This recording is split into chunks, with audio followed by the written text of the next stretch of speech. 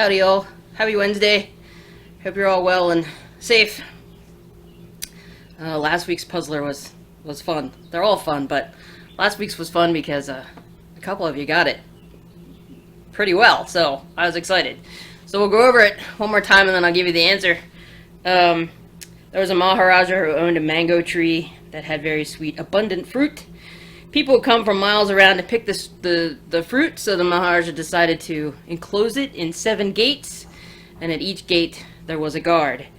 And a man came a couple days later, and he said to the first guard, "If you let me pass, when I come back, I'll bring you some mangoes. I will give you half of the mangoes I have, but you must give me one back." So he asked that of the guard said sure, and then he asked that of each guard all the way through. So the question was, how many mangoes did the man have to get to pass back through the 7 gates, giving half to each guard and giving one back? So the answer is 2. The guy picked 2 mangoes. He goes out to the first guard. He gives him 1. The guard gives him 1 back. He still has 2. He goes to the next gate. He gives the guard 1. The guard gives him 1 back. He still has 2. So 2 is the answer. Quite a few of you got it, so awesome job. So this week, even though I'm a few days past it, I thought I'd talk about Father's Day a little bit and do some dad jokes. We do those at Bell Choir quite a bit, those silly one-liners. So I have a definition for you. It says, trying to determine what makes a good or bad dad joke is not so easy, but there are some certain ingredients that we can name. First of all, the one-liner has to be administered by a dad, not necessarily your own. It has to be both corny and somewhat amusing, and most of all, it just has to have a hackneyed pun to make it the best joke ever. Although not everyone is a big fan of that type of comedy gold, there is a certain amount of appreciation any person can have for a well-timed funny pun, especially if it's followed by thunderous laughter from the person and the classic finger gun pose. So, I've got a couple for you. Ready? Today my son asked, "Can I have a bookmark?" And I burst into tears. 11 years old, and he still doesn't know my name's Brian. Bum. Did you know that the first French fries weren't actually cooked in France? They were cooked in Greece. If a child refuses to sleep during nap time, are they guilty of resisting arrest? Raucous applause. The Secret Service isn't allowed to yell, "Get down," anymore when the president is about to be attacked. Now they have to yell, "Donald Duck!" What do you call someone with no body and no nose? Nobody knows. And finally, I ordered a chicken and an egg from Amazon. I'll let you know. Nothing makes me giggle more than somebody telling a joke and it makes their own person laugh.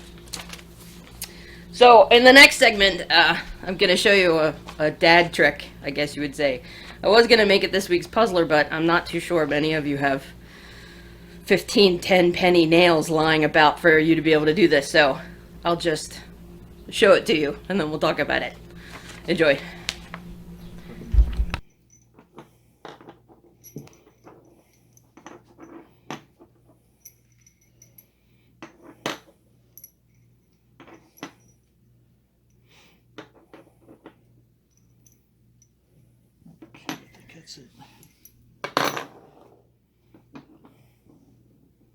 This is just one nail on the bottom? That's pretty impressive.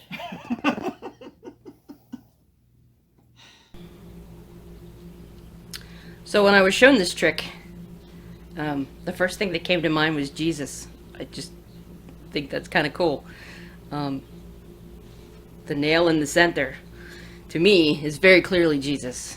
And the rest of us are intertwined, suspended on his shoulders, not touching the ground, safe above the troubles and triumphs of the times.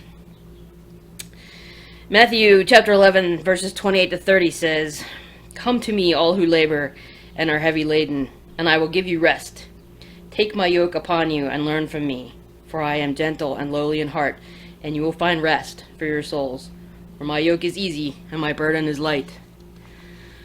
So this week, think about us all being balanced on top of Jesus' shoulder because he is taking on our burdens and our struggles and carrying them for us.